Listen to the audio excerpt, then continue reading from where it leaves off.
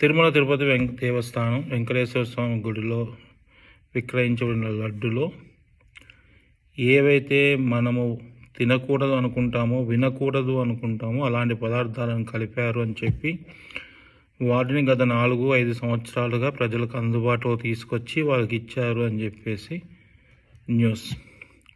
ఇక్కడ ఏంటంటే అది నిజమా అబద్ధమా అంటానికి నేను కామన్ మ్యాన్ అండి, నాకేం సైంటిఫిక్ నాలెడ్జ్ లేదు. కానీ ఒకటే, టెండర్లు మార్చారా లేదా? మార్చారు. అది తక్కువ ధరకు తీసుకున్నారా లేదా? తీసుకున్నారు. తీసుకున్నప్పుడు లడ్డు ధర తగ్గించాలి కదా, తగ్గించారా? తగ్గించలేదు. సో ఇవన్నీ చూసుకున్నట్టయితే దీనిలో కల్తీ జరిగింది అని మాత్రం వాస్తవం, అది నిర్ధారణ అయిపోయింది. ఇంకా వాళ్ళు గవర్నమెంట్ వాళ్ళు అన్నారు ఓకే, ప్రతిపక్షం వాళ్ళు ఏదో వాదిస్తున్నారు, చెత్త వాదన అనమాట. అంటే ఎంత పైశాచికంగా ఆలోచిస్తున్నారో నేను చెప్తాను.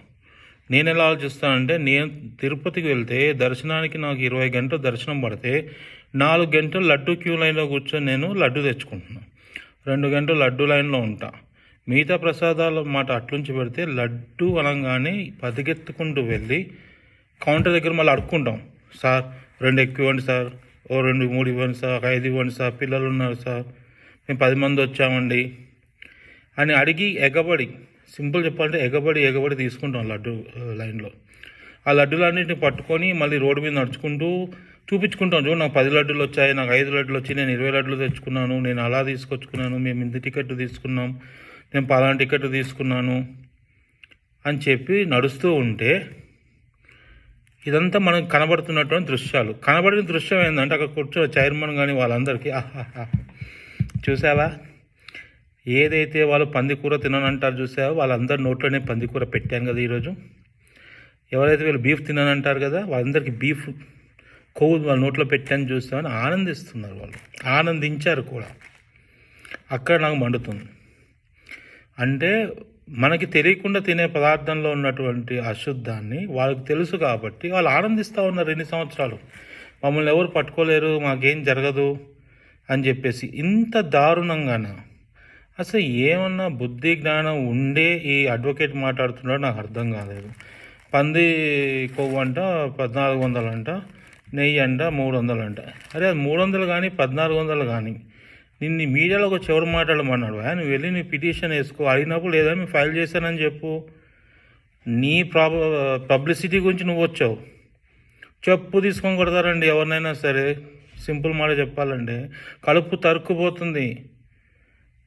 పుట్టినప్పటి నుంచి 60 సంవత్సరాలు నీసు వాసన కూడా చూడనటువంటి వ్యక్తులు, అంత నిష్టగా ఉన్న వాళ్ళు నీ వల్ల వెళ్ళి తినకూడని పదార్థం తిని ఉంటే నీకు ఆనందంగా ఉందా? తింటే ఏమవుతుందని అడుగుతారా? అంత తమాషాగా ఉందా? ఏంటండి ఇదండి? ఇది ఆవేదన కాదు, ఆవేశం కాదు, ఆలోచించమని చెప్తున్నా. ఈ రోజుకైనా సరే ముఖ్యంగా యూత్ ఆలోచించాలి. ఇన్ని డిబేట్లలో కానీ ఇన్ని వాటిల్లో అందరూ 45-50 ఏళ్ళు పైబడిన వాళ్ళే తప్ప ఒక్క యూత్ బయటికి రాలేదు. అంటే నాకు ఇంకోటి ఏమర్థమైందంటే, ఉద్యోగాలు చదువులు అని నిర్బంధించి ఈ హిందూ సమాజాన్ని ముఖ్యంగా ఈ పోరాట పటిమ లేకుండా నిర్వీర్యం చేయడానికి పన్నాగంలో కూడా గవర్నమెంట్ వాళ్ళు సక్సెస్ అయ్యారు.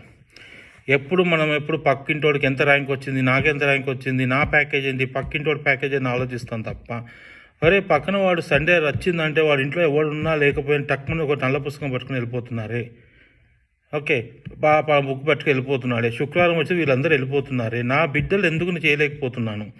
మనమేం ఆలోచిస్తున్నాం? టైం వేస్ట్, టీవీ చూడొద్దు, ఏమి చూడొద్దు, మీరు చదువుకోండి, ర్యాంక్ తెచ్చుకోండి. దేనికి ర్యాంక్ తెచ్చుకుంటావు? ఎంత ర్యాంక్ తెచ్చుకున్నా సరే రేపొద్దున నిన్ను కాపాడుకోలేని నీ ఉనికి నువ్వు పోగొట్టుకుంటున్నావు అన్నది తెలుసుకోండి. ఇప్పటికన్నా యూత్, కాలేజ్ పిల్లలందరూ బయటికి రండి. మేమందరూ ఏబీవీపీలో ఉన్న వాళ్ళమే, నేను ఆర్ఎస్ఎస్లో కార్యకర్తనే, అన్నిటికీ తెగించు బయటకు వచ్చే వాళ్ళం. ఇప్పుడు ఏం చేస్తున్నారు మీరందరూ? ఏమీ లేదు. వీడియోలు లైక్ కొట్టడము, చెత్తని ఎంకరేజ్ చేయటం. అసలు కామెంట్ పెట్టే వాళ్ళు చూస్తున్నాను కదా, అసలు వాళ్ళు మాట్లాడే దానిలో నిజం ఎంత అని ఆలోచించే శక్తిని కోల్పోయిన యువత ఉందండి ఇప్పుడు.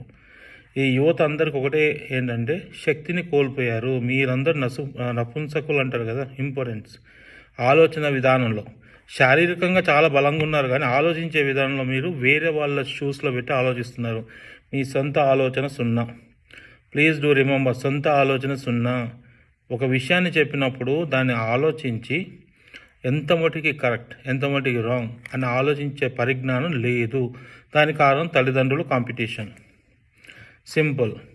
ఎప్పుడు చూడు గేమ్స్ గేమ్స్ గేమ్స్.